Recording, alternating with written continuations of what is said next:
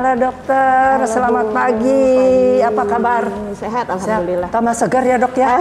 Aduh. Dok, ngobrol-ngobrol. Di sini sekarang kok sepi ya puskesmas ini? Apa memang sudah pada sehat atau sudah divaksin atau memang sudah tidak ada gejala apa-apa di puskesmas ini dok? Ya karena memang sejak pandemi ini angka kunjungan ke puskesmas ini menurun ya. Mungkin disebabkan karena banyak yang ragu-ragu untuk datang ke puskesmas karena disebabkan takut tertular mungkin ya, karena memang banyak yang pasien-pasien yang sakit yang berobat. Jadi yang datang betul-betul ke puskesmas ini sekarang ini yang memang bergejala dan butuh penanganan medis gitu. Biasanya kan kalau hari-hari biasa walaupun tidak sakit ya, seperti lansia memeriksakan kesehatannya secara teratur, ada yang cuma cek tekanan darah, hanya kontrol gitu ya. Cuman kalau sekarang memang kunjungan menurun karena masyarakat ragu untuk datang ke puskesmas seperti itu. Iya dok, ini keraguan di masyarakat itu sampai di mana? Tapi yang saya dengar banyak sekarang kan musim puasa nih, musim buka bersama. Banyak sekali yang sesudah melakukan bukber itu malah kena gitu loh. Kenapa ada yang banyak yang positif? Itu kenapa tuh dok seperti itu? Ya karena kan memang dalam pelaksanaan buka bersama itu kan kerumunan ya, lebih dari 5 orang melakukan buka bersama. Kemudian ketika buka bersama pastinya kan melakukan makan, minum ya, dengan tanpa menggunakan masker pastinya. Apalagi kalau selama ini sudah lama tidak bertemu, kemudian ketemu, pasti kan lupa ya, buka masker sambil makan, ngobrol ya, tawa-ketawa, dan jaraknya kurang dari 2 meter gitu. Jadi itu meningkatkan kemungkinan untuk penularan untuk COVID-19 ini di acara klaster-klaster buka bersama seperti itu. Nih dok, untuk masalah ini apakah dokter sudah sosialisasi ke masyarakat, terutama mungkin ke lingkungan? Kan di puskesmas ini ada kelurahan. RT apa itu sudah disosialisasikan ya, belum? Sebetulnya sudah diinfokan ya, adanya surat edaran larangan untuk buka bersama, kemudian diinfokan kepada kader-kader untuk tidak melakukan buka bersama seperti itu. Dok, ini karena kebetulan saya dari lansia ini. Untuk lansia sendiri, karena kan memang sekarang ini orang banyak yang ketakutan, yang membuat imunnya turun. Nah itu upayanya apa dari puskesmas supaya jangan sampai terjadi hal-hal yang seperti itu pada lansia? Ya kalau untuk lansia lebih kepada kita sosialisasi ya, sosialisasi terutama program 5M tadi tetap harus dilaksanakan, apalagi kalau misalnya biasanya kan lansia ini tertular dari anggota keluarganya. Biasanya kan lansianya malah nggak kemana-mana gitu ya, tapi karena anggota keluarganya itu masih aktif, keluar, masih bekerja, keluar masuk rumah, sehingga banyak yang terpaparnya dari anaknya atau mungkin dari keluarga yang tinggal satu rumah dengan yang bersangkutan seperti itu. Jadi kita lebih sosialisasi kepada RT RW itu kita sosialisasikan agar menginfokan bagaimana sih protap orang yang bekerja keluar rumah, sebelum dia masuk rumah apa yang harus dia lakukan. Itu kita selalu sosialisasikan kepada kader RT dan RW seperti itu. Dan untuk di puskesmas juga sekarang sudah berlangsung vaksinasi untuk lansia untuk yang tahap 1 dan tahap 2. Untuk saat ini memang belum seluruh lansia tervaksinasi karena ada kendala di logistik vaksin, tapi mudah-mudahan sih dalam waktu dekat bisa seluruh lansia tervaksinasi seperti itu. Dok, ini di Pamulang sendiri masalah lansia ini ada berapa banyak sebetulnya terdaftar lansia-lansia di puskesmas Pamulang? Kalau untuk lansia secara data sih ya, untuk Pamulang Barat terus untuk lansia sekitar ada 4.000-an. Oh, banyak juga ya? Ya, untuk lansia untuk Pamulang Barat ya. Untuk Pamulang Timur sekitar 3.000-an seperti itu.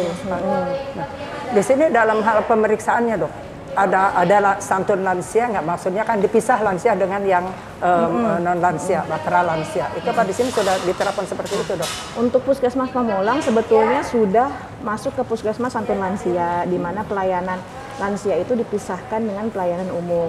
Tapi karena di era pandemi COVID ini, sekarang kita memisahkannya infeksi dengan non-infeksi. Nah, kalau sebelumnya kita ada lansia, ada umum ya, ada poli anak. Cuman karena sekarang dalam kondisi pandemi sehingga kita ada penyesuaian dalam protap pemeriksaan itu untuk infeksi dan non infeksi. Jadi kalau ada yang datang dengan gejala demam, batuk, pilek, gejala ISPA itu langsung kita pisahkan ke poli khusus. Itu lokasinya di luar dari gedung ini di gedung IGD. Tapi kalau untuk yang lansia, yang kontrol ya, kemudian yang harus diperiksa oleh dokter, ini langsung di poli lansianya khusus seperti itu. Jadi sudah ada khusus ya dok? Ya, sudah khusus. Biasa ya dok ya. Nah ini dok, untuk pesan-pesan dokter kepada masyarakat supaya bisa menjaga kesehatannya, Puskesmas menyiapkan apa? Jadi mempersiapkan apa supaya jangan sampai pandemi ini tuh tersebar gitu. Kalau untuk di Puskesmas ini kita tetap terus bekerja sama dengan lintas sektor ya, dengan kelurahan, dengan para kader, dengan Bapak RT dan RW untuk tetap terus tidak henti-hentinya melakukan promotif dan edukatif terhadap masyarakat supaya tidak berkumpul, tetap memakai masker, kemudian mencuci tangan, kemudian mengurangi mobilisasi ya. Kemudian untuk Puskesmas sendiri itu kita ada konsep bina wilayah. Jadi kalau ada RT dan jadi setiap petugas kami itu memiliki bina wilayah masing-masing. Jadi untuk kalau ada sesuatu di RT atau RW tersebut itu langsung kontak dengan petugas yang bersangkutan sehingga RT RW langsung komunikasinya dengan kita dengan baik gitu ya, komunikasi lintas sektoralnya. Kemudian untuk Pamulang Barat sendiri ini ada namanya Kampung Tangguh. Kampung Tangguh itu ada di RW 12. Itu apa namanya? Kampung Tangguh. Kampung Tangguh itu kerjasama antara Kepolisian Republik Indonesia, kemudian Pemerintahan Kota Tangerang Selatan, dengan masyarakat RW 12 Pamulang Barat dan Puskesmas Pamulang sebagai pengampunya. Jadi di situ kita sudah melakukan berbagai macam kegiatan. Mungkin nanti kalau Ibu mau berkunjung bisa ke RW 12 itu. Jadi di situ ada relawan yang bisa melakukan swab antigen yang sudah kita latih. Kemudian swab antigennya juga ada bantuan dari Polri. Kemudian di situ ada poskonya khusus. Jadi kalau misalnya masyarakat yang kira-kira memang butuh segera gitu ya. Kalau memang ternyata dalam kondisi tidak memungkinkan untuk ke Puskesmas, bisa di posko Kampung Tangguh itu gitu. Itu tetap dalam pantauan Puskesmas ya? Iya, tetap dalam pantauan Puskesmas Pamulang untuk RW 12. Tuh dok, ini kan ada pembinaan wilayah. Iya. Di Pamulang sendiri berapa banyak pembinaan wilayah itu dan ada berapa tempat? Kalau untuk pembinaan wilayah itu kita semua RW kita ada pembinaan ya. Jadi kalau ada informasi, ada edukasi dan lain-lain selalu di-share ke petugasnya. Kemudian kita punya grup khusus antara kepala Puskesmas dengan RT RW di situ. Jadi kalau ada informasi, komunikasi, pertanyaan atau apa bisa langsung ditanyakan di forum itu, seperti itu. Ada berapa banyak yang mengalami pembinaan wilayah tuh? Orang-orangnya yang bertugas di situ ada berapa banyak tuh? Satu orang kan kalau Pamulang Barat ini ada 25 RW. Jadi satu orang pegang satu RW. Oh gitu, banyak juga ya dok. Ya. Jadi dokter ini ada Pamulang Barat sama Pamulang Timur. Untuk saat ini Puskesmas Pamulang hanya membawahi Pamulang Barat saja. Karena sekarang sudah ada Puskesmas Pamulang Timur. Puskesmas Pamulang Timur yang membawahi Kelurahan Pamulang Timur.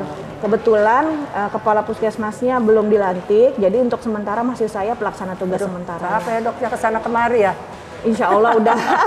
Semoga dokter sehat terus ya. Ya. Dokter terima kasih waktunya, informasinya. Mudah-mudahan ini bisa di-share ke seluruh masyarakat bahwa kesiapan Puskesmas Pamulang itu seperti apa, biar mereka tahu. Apalagi ada pembinaan wilayah yang saya rasa pasti itu mereka belum pada tahu. Ya. Jadi itu yang mungkin kita akan share, dan saya juga minta tolong nanti sama dokter untuk ini juga ini kan ke wilayah-wilayah, mungkin karena kan banyak anggota pegawainya ya dok ya, untuk supaya diinkan ke masyarakat dan bisa melihat apa dan bagaimana program dari Puskesmas Pamulang ini. Untuk mungkin bisa nanti dibantu diinformasikan kepada masyarakat, warga, lansia. Untuk apabila ada pertanyaan tentang tentang COVID atau tentang masalah kesehatan, itu kita punya nomor hotline. Nomor hotline itu nanti kita tapi menerimanya by WA ya, karena kalau by phone mungkin tidak bisa diangkat semuanya. Tapi kalau by WA di situ insya Allah akan dijawab pertanyaan-pertanyaan. Tapi selama ini lancar ya dok ya untuk komunikasi masalah by WA tentang itu? Alhamdulillah semua yang masuk WA-nya kita jawab seperti itu. Oh gitu ya, mudah-mudahan Puskesmas Tombolong itu tambah eksis. Ya, terima kasih semuanya Bu. dokter juga tambah berhasil dalam tugas dok. Amin. Mudah-mudahan yang ada di lingkungan dokter juga pada sehat semua. Amin, doain ya Bu ya, biar kita sehat semua. Terima kasih atas waktunya dok, atas informasinya. Sampai ketemu. Kalau misalnya ada kegiatan-kegiatan apa, boleh kita join. Siap. Terima kasih dok. Ya, sama-sama. Assalamualaikum. Ya, waalaikumsalam. Usia berjalan, batasi waktu yang